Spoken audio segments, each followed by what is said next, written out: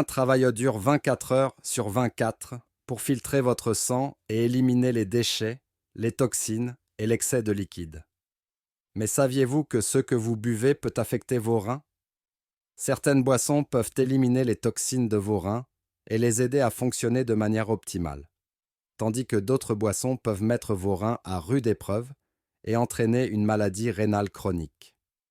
Dans cette vidéo, nous vous présentons les 7 meilleures boissons pour détoxifier et nettoyer naturellement vos reins. Selon des études, ces boissons sont non seulement délicieuses, mais aussi très bénéfiques pour vos reins et votre santé en général. Vous serez étonné de voir à quel point votre santé rénale peut s'améliorer si vous incluez ces boissons dans votre menu quotidien. Alors, sans plus tarder, commençons. Numéro 1. L'eau.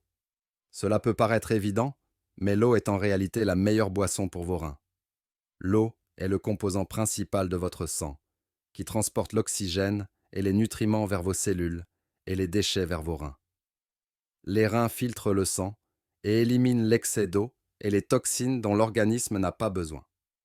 Cependant, si vous ne buvez pas assez d'eau, votre sang devient plus épais et plus concentré, ce qui rend plus difficile la tâche des reins. Cela peut entraîner des calculs rénaux, des infections des voies urinaires, des lésions rénales et même une insuffisance rénale. En dehors de cela, l'eau aide également à réguler la pression artérielle et la température corporelle, qui sont importants pour la fonction rénale. Alors, quelle quantité d'eau devriez-vous boire pour garder vos reins en bonne santé? Eh bien, cela dépend de votre âge, de votre niveau d'activité, du climat et de votre état de santé.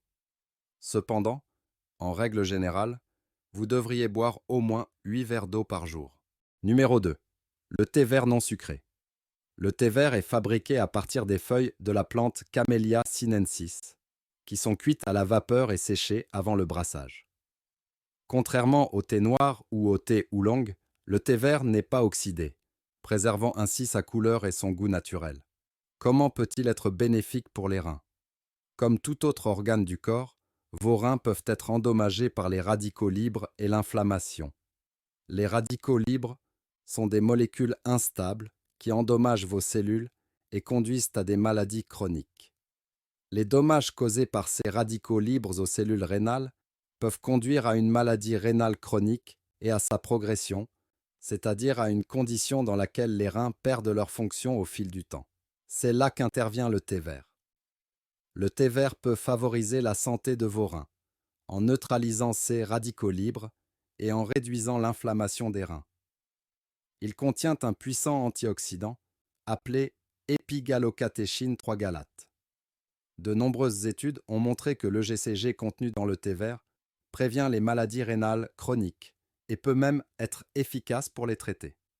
Le thé vert est également astringent et diurétique, c'est-à-dire qu'il peut augmenter la production d'urine et favoriser l'élimination des toxines du corps. Mais ce n'est pas tout.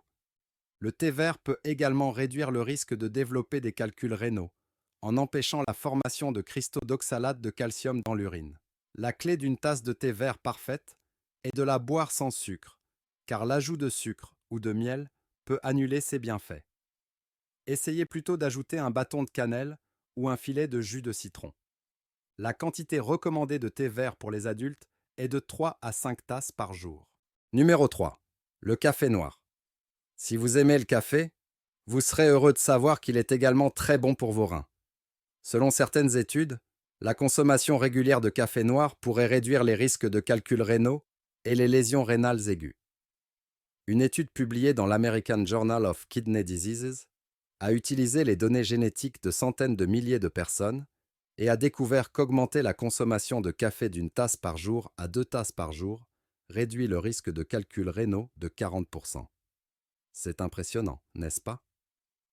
Une autre étude menée par des chercheurs de Johns Hopkins Medicine a révélé que la consommation d'au moins une tasse de café par jour peut réduire le risque de lésions rénales aiguës de 15% par rapport aux personnes qui ne boivent pas de café. Les chercheurs soupçonnent que le café et la caféine améliorent la circulation sanguine et la consommation d'oxygène dans les reins, les protégeant des blessures et des maladies, et maintenant leur performance de filtration sur une période plus longue. être capable de maintenir un niveau supérieur pendant un certain temps. La raison en est que le café contient des antioxydants et de la caféine, qui ont des effets anti-inflammatoires et diurétiques.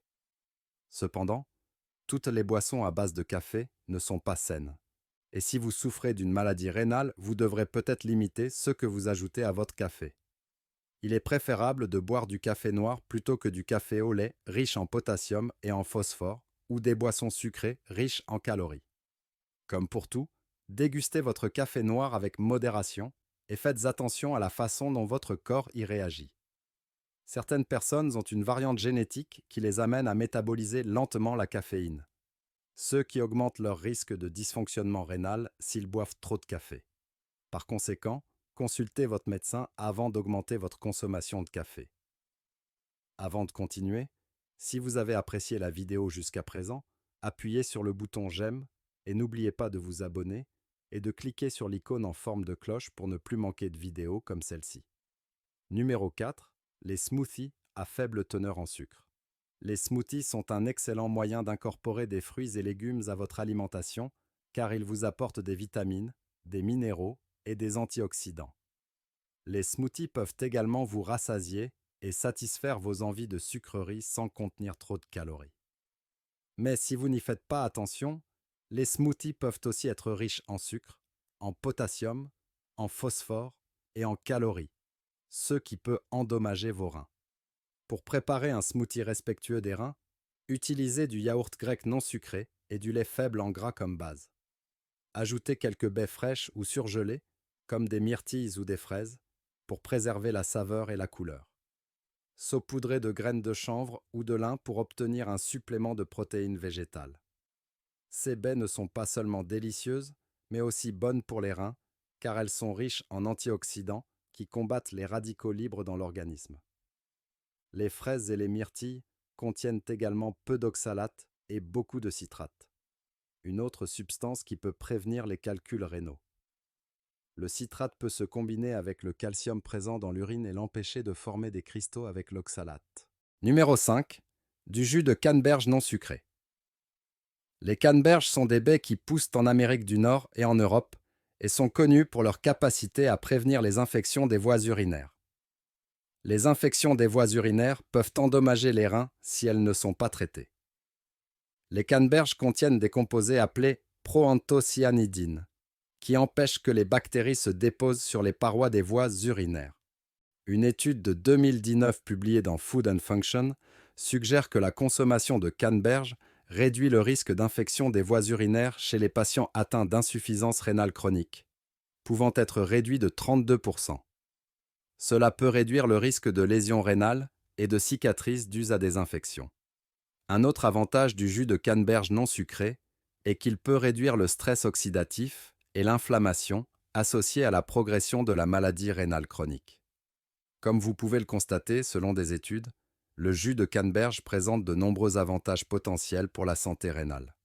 Cependant, avant d'en boire régulièrement, vous devez d'abord consulter votre médecin ou votre nutritionniste.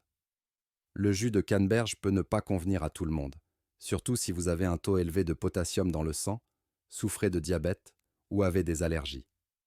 De plus, vous ne devez pas en consommer plus d'une demi-tasse par jour.